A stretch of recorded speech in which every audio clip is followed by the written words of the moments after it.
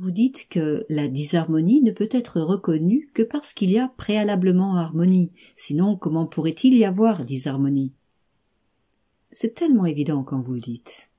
Dans ce cas, la dissolution sans effort de la disharmonie se fait-elle proportionnellement à la qualité, donc à la profondeur de l'écoute? Lorsque vous prenez conscience de l'harmonie propre à l'essence de votre être, ce qu'on nomme disharmonie, c'est-à-dire le fonctionnement lié à la perspective égotique, apparaît clairement dans le silence du regard. Il s'élimine alors de lui-même, car n'est plus nourri par votre admiration inconsciente. Est-ce que cette admiration repose sur un processus de projection de l'attention vers le monde des objets et perceptions?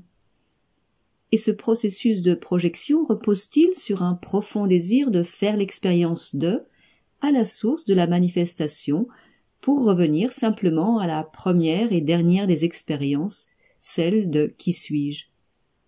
Et dans ce cas, la dualité n'est plus ni une fuite, ni fuie, mais contemplée avec une profonde gratitude.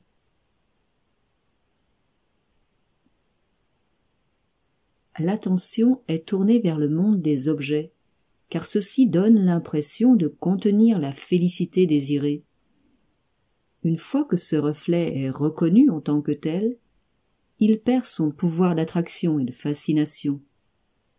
L'attention réintègre alors sa source, la conscience elle-même, source de toute félicité. La dualité est imaginée. C'est un jeu de l'esprit qui fabrique un personnage projeté et un monde qui le prolonge. Tous ces mouvements s'inscrivent dans un silence qui n'est pas asservi à eux.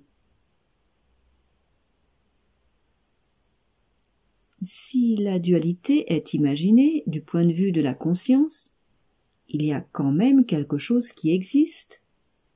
Il y a quand même expression dans le silence, mouvement dans l'immobilité.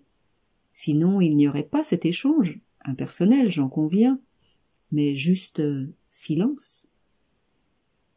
Cette manifestation, peu importe le mot mis dessus étant donné qu'il ne sera jamais qu'un concept, peut être considérée comme un rêve, mais même le matin lors du réveil, s'il n'y a aucun doute que le rêve n'est pas réel, il n'y a pas de doute non plus qu'il y a eu expérience.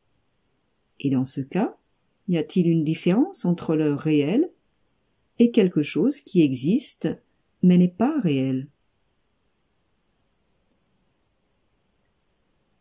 On peut parler de réalité relative pour désigner le monde des perceptions, inconsistant et transitoire, et de réalité absolue pour désigner ce qui échappe au devenir.